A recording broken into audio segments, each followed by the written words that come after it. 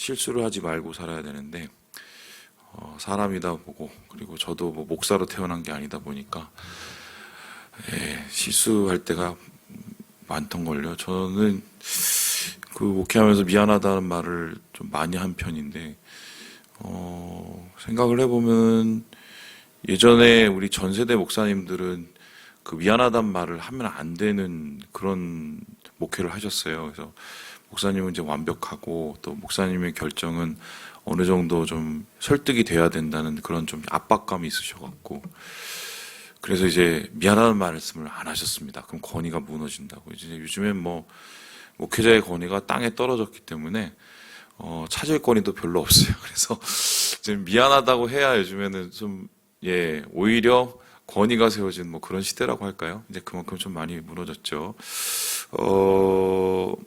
그런데 제가 참 여러 가지 실수를 했지만 할 때마다 정말 마음이 너무 아프고 또 뼈 아프고 또 참 이 살이 떨어져 나가는 듯한 그런 실수들이 있어요. 물론 이제 제가 실수한 게 아닐 수도 있고 아니면은 또 오해일 수도 있고 뭐 그런 것이지만 결국 이제 교회 떠나시는 분들에 대한 얘기입니다. 예전과도 같이 요즘에 있는 교회들이 구속력이 있는 것은 아닙니다. 예전에 우리 뭐 할머니들, 할아버지들 얘기 아직도 또렷이 기억하는 게 무슨 뭐 2시간을 걸어서 교회를 갔다. 교회에 뭐 꼭 뭐 30분 전에 도착하기 위해서 뭐 이런 얘기를 하시면서 교회에서 자라나시고 또 교회 옆에 묻히시고 이게 이제 하나님 안에서 큰 이제 영광처럼 생각하던 그런 시대였잖아요. 사실 그게 참 원래 교회의 의미하고 많이 맞아 떨어지죠. 그런데 이제 사회가 많이 또 바뀌고 또 교회가 여러 가지로 참 많이 무너지면서 이제 교회 간에 이제 이동하시는 분들이 이제 많아졌죠. 이제 그런 상황 속에서 목사님들이 정말 잘못해서 그런 경우도 꽤 있고요. 또 반면에 자기하고 맞지 않아서 그런 경우도 있고요. 근데 어쨌든 그런 상황이 되면 목사들이라고 하면 안 되나요? 저는 그렇습니다. 굉장히 힘듭니다. 굉장히 힘들어요. 최소 좋게 나가지 않으신 경우는 거의 1년을 가요. 저는 진짜 이게 제가 좀 뭔가 문제가 있나요? 예전에도 이렇게 막 헤어지는 게 저는 쉽지는 않았는데 거의 1년을 가요. 근데 저는 진짜 나중에 이제 그분들을 어디서 만날 수 있을지 모르겠지만 여쭤보고 싶어요. 저는 진짜 1년을 힘들었거든요. 근데 그분들은 안 힘드셨는지 어쨌든 제가 죄송한 부분들이 있으니까. 근데 이제 좋게 가셔서 항상 기도를 마칠 때는 하나님 앞에 그렇게 기도를 해요. 교회에 잘 적응하고 또 좋은 성도들 만나고 좋은 목사님 만나서 신앙을 좀 잘 읽었으면 좋겠다. 그렇게 주님께 기도를 항상 하는데 그렇지 않은 경우들이 꽤 많아요. 그래서 우리 교회를 떠나고 나서 이제 아예 교회를 안 나가시게 된 분들도 있고 아니면 아예 뿌리를 못 내리고 정착을 계속 못 하시는 분들도 있고 그러면 이게 1년이 아니라 몇 년은 가요. 저는 기도할 때마다 계속 생각이 나서 진짜 몇 년은 가요. 책임감이라고 할까요? 뭘까요? 이건 도대체 이런 마음은. 근데 이제 성경을 살펴보면 이런 마음이 그래도 나쁘지는 않는 것 같아요. 왜냐면은 오늘 주님의 말씀에 보면 한 영혼에 대한 부분을 심지어 그 영혼이 문제가 있고 잘못이 있고 또 그 영혼이 실족하게 된 경우에도 한 영혼에 대한 부분과 그 마음과 책임을 어디까지 어느 범위까지 지어야 되느냐 이 부분에 대해서 주님께서 말씀하실 때 우리의 생각 그 이상이다 이렇게 볼 수 있습니다. 흥미로운 게 오늘 이 말씀에 이제 기록된 3가지의 말씀이 여러 가지 연결되는데 다 유명한 말씀들이에요. 첫 번째는 양 100마리, 잃은 양 1마리에 대한 비유. 여러분 유명하죠? 그림도 많이 나오죠. 그리고 두 번째는 2-3사람이 내 이름으로 모인 곳에 나도 그들 중에 있느니라. 이것도 되게 유명한 말씀입니다. 교회의 표로 정도로 더 유명하죠. 그리고 또 다른 말씀은 어떤 사람이 죄를 범했을 때 공동체에서 어떻게 해야 될 것이냐 먼저 권하고 안 되면은 한두 사람 증인을 데리고 가고 그리고 안 되는 공회에서 이걸 해결하고 뭐 이런 되게 유명한 말씀이에요. 그런데 이 유명한 말씀이 재밌는 거는 한꺼번에 나온단 말입니다. 한꺼번에. 저는 이게 따로 우리가 생각을 많이 하는데 이른 양에 대한 비유와 치리에 대한 이 상황과 또 두세 사람이 내 이름으로 모이는 곳에 기도하는 이 이야기가 한꺼번에 나와요. 그럼 예수님께서 이것을 한꺼번에 얘기하셨거나 아니면 마태가 이것을 기록을 했을 때 비슷한 이야기를 한꺼번에 묶었을 가능성이 많거든요. 그러면은 이 세 가지의 이야기의 공통점은 뭐냐? 다 잃어버린 영혼에 대한 이야기예요. 잃어버린 영혼에 대한. 여러분 먼저 잘 아는 얘기 같이 한번 읽어보도록 하지요. 우리 12절 말씀 같이 읽어보겠습니다. 시작. 너희 생각에는 어떠하냐? 만일 어떤 사람이 양 100마리가 있는데 그 중에 하나가 길을 잃으면 그 99마리를 산에 두고 가서 길 잃은 양을 찾지 않겠느냐? 한 마리 양 잃어버렸으니까 찾는 것은 이제 당연하지만 이 목자의 행동이 잘 이해가 되지 않죠. 여기에서 핵심 포인트는 뭐냐면 99마리를 산에 두고 가서입니다. 99마리를 내팽개치고 한 마리를 찾으러 가는 겁니다. 이게 산술적으로 계산이 안 되죠. 사실은 대를 위해서 소가 희생되지 소를 위해서 대를 희생되는 세상은 없습니다. 그런데 예수님이 말씀하시는 예수님의 세상, 하나님의 나라에 대해서 잃어버린 영혼에 대한 가치를 어떻게 했냐면 소를 위해서 대가 희생될 정도다라고 이야기를 합니다. 그러니까 한 마리의 가치가 99마리의 가치하고 똑같다는 거죠. 이 얘기를 또 잘못 들으면 그러면 집에 있는 사람은 도대체 뭐고 나간 사람이 그럼 대우받아 이런 소리가 아니라 예수님 말씀은 한 양 그리고 한 영혼이 주님 안에서 그렇게 다 존귀한 존재라는 거예요. 하나님이 쉽게 잊어버리고 내팽개칠 만큼 그러한 가치 없는 존재로 주님이 대하시지 않는다는 말입니다. 특별히 그 한 마리가 어떤 말입니까? 길을 잃은 양입니다. 길을 잃은 양은 목자를 쫓아다니지 않는 양이에요. 목자의 음성을 듣고 양은 이 시력이 되게 안 좋기 때문에 음성 듣고 쫓아다니거나 아니면 같이 움직이면 같이 몰려다니는데 꼭 튀는 애들이 한 마리씩 있죠. 걔네들이에요. 그래서 그 걔네들이 길을 잃으면 어떻게 합니까? 결국 목자는 찾는다. 이 산술적으로 이해되지 않는 이 계산의 마음을 가지고 목자가 그를 찾으면 어떻게 합니까? 이 13절에 보니까 99마리보다 더 기뻐한다. 이것도 이제 듣는 99마리는 기분 나쁜데 그 소리가 아니라 그 잃은 자를 찾는 그 마음이 모두를 얻는 마음과 똑같다. 하나님께서 그 영혼 혹은 우리 영혼을 한 명 한 명을 그렇게 소중하게 여기신다는 것입니다.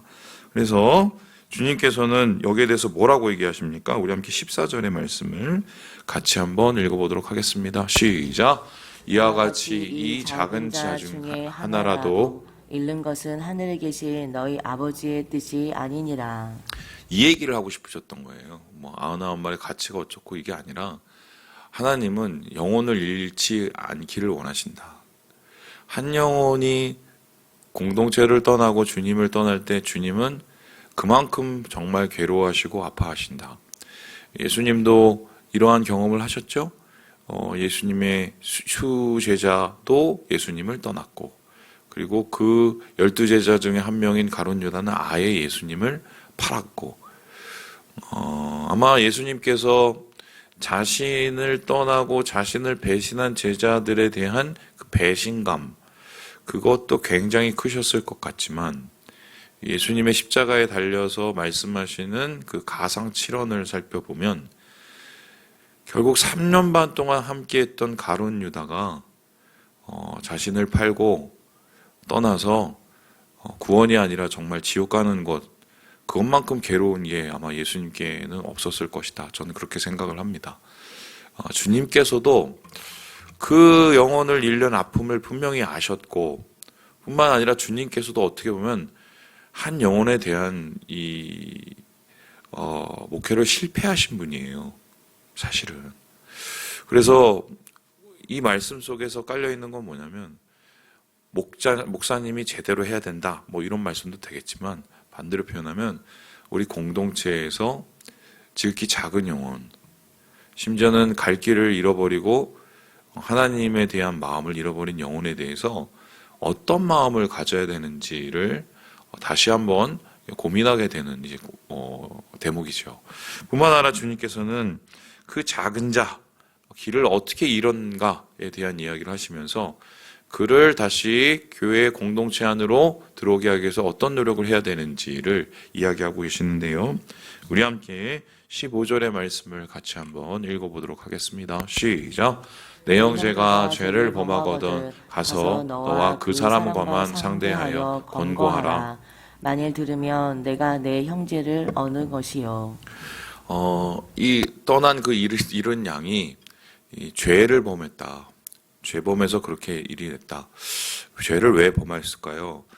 죄가 좋아서 범했을 수도 있지만 죄인지 모르고도 범했을 수도 있고 심지어는 자기가 죄 지은 것에 대해서 왜 죄를 짓는지도 모르고 죄를 지신 분들도 있습니다. 죄라는 것은 무엇입니까? 파괴하는 것이죠. 하나님과의 관계를 파괴할 뿐만 아니라 나와 형제 자매 간의 관계를 파괴하는 것입니다. 그래서 죄를 많이 짓게 되면 사람은 고립이 됩니다. 외로워지죠. 대기업 총수 같으신 분들 모르겠어 어떻게 사시는지 잘 모르겠지만 제 생각엔 죄 많이 지실걸요. 왜냐하면 그분들 인생의 끝을 보면 다 하나같이 외롭게 끝납니다. 고립이 되죠. 돈이 그렇게 많고 쌓아놓는데도 믿을 사람이 주위에 사람이 없어요. 저는 이게 죄의 결과의 모습하고 거의 맞닿아 떨어진다고 생각을 하는데요. 인생 살면서도 우리가 죄 짓고 살면 인생이 그렇게 끝납니다. 그런데 이 인생 죄를 범했습니다. 관계가 끊어집니다. 형제 자매하고도 관계가 끊어집니다. 그리고 이 죄는 파괴를 시키죠. 무엇을 또 파괴십니까? 공동체 자체를 또 파괴를 시킵니다. 누군가에게 저지른 그 죄, 그게 악으로 열매를 맺으면 그 맺은 악의 열매가 사람들의 마음을 어지럽히죠. 이런 상황 속에서 더 이상 이 형제를 공동체 가운데 둘 수 없는 상황이 되었다. 그냥 내버려 두고 그냥 놔두면 어떻습니까? 라고 얘기할지 모르지만 공동체가 상하는 경우가 분명히 발생하게 되거든요. 그러면은 결단을 해야 됩니다. 어떤 결단을 해야 되냐면 공동체와 그 이 형제를 위해서 어떻게 해요? 이 형제를 향한 이제 뭔가 프로세싱이 들어가야 돼요. 근데 이 프로세싱이 뭐냐면 이 첫 번째는 개인적으로 가서 권고를 합니다. 그러지 말라고. 그래서 그것도 안 되면 어떻게 합니까? 16절에 보니까 한두 사람을 데리고 갑니다. 여기서 말하는 한두 사람은 증인을 뜻해요. 그 이스라엘에서 어떤 일이 이루어졌을 때 어떤 사실을 정확하게 팩트라고 알리고 그것에 대해서 책임을 지게 하기 위해서는 두 사람 정도의 증인이 필요했는데 지금 이 두세 증인을 데리고 가서 정확하게 그의 잘못과 그의 죄를 이야기를 합니다.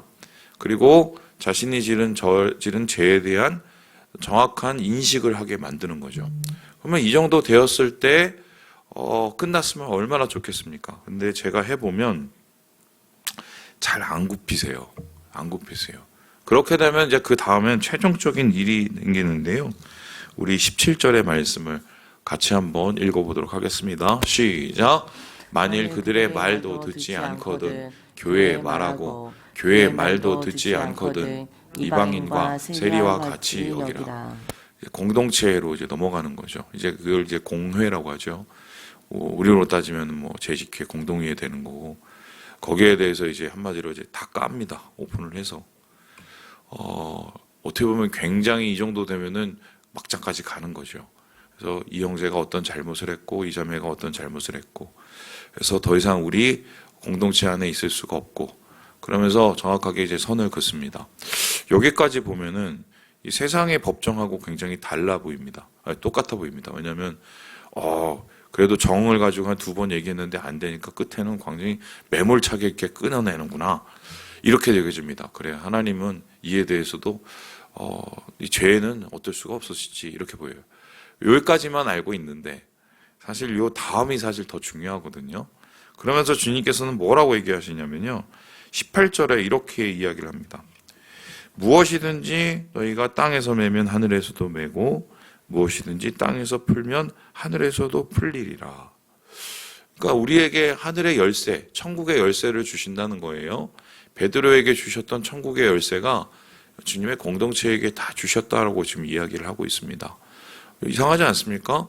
형제를 걷어내고 공회에서 이 형제를 한마디로 치리하는 얘기를 하다가 갑자기 우리한테 너희에게 천국의 열쇠를 줬다라고 얘기를 합니다. 이 앞뒤가 안 맞는 얘기잖아요. 그리고 나서는 무엇을 얘기합니까? 19절에 이렇게 얘기하는데 두세 사람이 땅에서 합심하여 구하면 하나님이 이루게 하신다. 그래서 이 천국의 열쇠가 무엇인지를 좀 더 구체적으로 얘기를 하시는데 그 천국의 열쇠는 함께 기도하는 거래요. 함께 기도해서 하나님 앞에 한 목소리로 구하면 그게 열쇠가 돼서 열리고 함께 한 목소리로 하나님 앞에 구워서 하나님 이거 안 되게 해달라고 하면 그게 열쇠가 돼서 잠궈진다는 겁니다. 자, 그럼 하나님께서는 왜 천국의 대문 열쇠를 우리에게 주셨을까? 이 얘기를 왜 길 잃은 양 혹은 죄지어서 지금 공동체에서 파문당하는 이 사람에 대한 이야기를 겹쳐서 이야기하고 있을까? 결론적으로 주님이 말씀하시고자 하는 것은 이 말씀이지요. 우리 함께 20절의 말씀을 같이 한번 읽어보도록 하겠습니다. 시작. 두세 사람이 내 이름으로 모인 곳에는 나도 그들 중에 있느니라. 두세 사람이 내 이름으로 모인 곳엔 그들 중에 있다. 이 말씀이 어떤 의미일까요? 자, 일단 한마디씩 풀어봅시다. 여기 두세 사람이라고 나옵니다. 지금 이어서 말씀을 보니까 앞에 두세 사람이라는 얘기가 나왔죠? 여기 16절에 보니까 두세 증인의 입으로 라고 합니다. 그러면 여기서 말하는 이 두세 사람은 이 공동체의 최소 단위일 수도 있지만 더 정확하게 말하면은 그 형제를 치리하고 돌아온 그 사람들입니다. 그 형제에게 가서 죄에 대해서 분명하게 얘기하고 다시 주님 앞에 돌아올 것을 분명하게 얘기하고 온 사람들이에요. 그리고 이 두세 사람은 어떤 사람들입니까? 공회들, 공동체에서 이 사람의 죄에 대해서 정확하게 판결을 내리고 증언을 하고 어쩌면 그 판결을 가지고 최종적인 결정을 내리게 한 그 사람들이 바로 이 두세 사람입니다. 한마디로 그 영혼에 대해서 뭔가 책임을 가지고 있는 사람이죠. 그런데 그 두세 사람이 내 이름으로 모였다고 얘기를 합니다. 그럼 내 이름으로 모였다는 소리는 무엇일까요? 주님의 이름으로 기도한다는 것입니다. 앞에서 보는 것처럼 천국의 열쇠를 우리에게 주신 이유는 기도하기 위해서 주신 것인데 천국의 열쇠를 가지고 있었던 그 형제가 그렇게 망가지는 것을 눈으로 보았던 그 두세 사람, 그러면 그 후에 어떻게 하느냐? 모여서 함께 기도해야 된다는 겁니다. 그러면 무슨 기도를 하게 될까요? 결국 이 집 나간 양, 자기가 죄지면서 엉망이 된지도 모르고 망가지고 있는 이 양을 위해서 기도하라는 소리예요. 잃어버린 영혼에 대한 자기 싫어서 자기 절로, 이게 무슨 조선족 분들 방언인데요. 자기 절로, 스스로 교회를 떠난, 공동체를 떠난, 주님을 떠난 그 사람들에 대한 책임감을 가지고 잃어버린 그 한 마리 양을 찾아다니는 그 심정으로 하나님 앞에 천국의 열쇠를, 그 영혼을 위한 천국의 열쇠를 쥐고 기도하라는 소리예요. 그 영혼이 주님 앞에 돌아오는 그것을 바라보면서 기도하라는 소리입니다. 그래서 오늘 이 나온 모든 이야기를 종합을 해보면 교회라는 것은 어떤 곳이냐? 마지막까지 영혼을 포기하지 않는 곳이 돼야 된다. 세상 사람은 다 포기해도 교회는, 우리가 교회잖아요. 교회는 영혼을 포기하지 않는 곳이 되어야 한다는 것입니다. 이게 참 무거운 말씀이에요. 실제적으로 예수님께서는 이 말씀을 증거하시기 위해서 어떻게 하셨습니까? 십자가에 달리신 그 순간까지도 어떻게 하셨어요? 주님, 저들의 죄를 용서해 달라고 하셨어요. 저들이 자네들이 뭘 하는지도 모르고 저러는 거니까 용서해 달라고 마지막까지 영혼 한 명을 포기하지 않으셨습니다. 심지어 자기 옆에 달린 그 두 강도 마지막까지 그들을 설득하시고 그들을 또 인도하신 주님의 포기하지 않는 영혼을 향한 마음이죠. 그 마음이 주님이 원하시는 한 영혼에 대한 마음이에요. 그게 바로 교회예요. 그런 측면에서 오늘날 우리나라의 교회들을 한번 살펴본다면 교회를 너무 쉽게 생각하는 성도들도 문제지만 교인을 너무 쉽게 떠나보내는 교회도 문제인 거예요. 제가 볼 때. 교회는 하나님 안에서 한 가족이자 한 뿌리이고 한 생명이거든요, 사실. 예, 이 얘기를 하면서 저도 마음이 되게 무거워요. 하지만 반면으로 우리가 생각을 해보면 주님께서 우리의 영혼을 그렇게 생각하고 계신다. 그런 의미예요. 우리의 영혼에 대해서 그렇게 포기하지 않고 계신다. 제가 나가신 분들 어쨌든 오해도 있으시고 저도 잘못을 했겠고 제가 최고로 기도 많이 해본 게 5년을 해봤습니다. 5년을 나가신 다음에 저한테 기도를 많이 받고 싶으시면 저를 괴롭히시고 나가시면 돼요. 그럼 제가 5년을 기도해 드립니다. 주님 안에서 하나님의 마음을 품으시고 정말 한 영혼에 대한 가치를 포기하지 마시고 주님의 교회가 되셔서 영혼이 돌아오면 얼마나 기쁘겠어요. 예. 주님 안에서 그런 은혜들을 누리시는 우리 모든 형제 자매들 되시길 주님의 이름으로 축원합니다.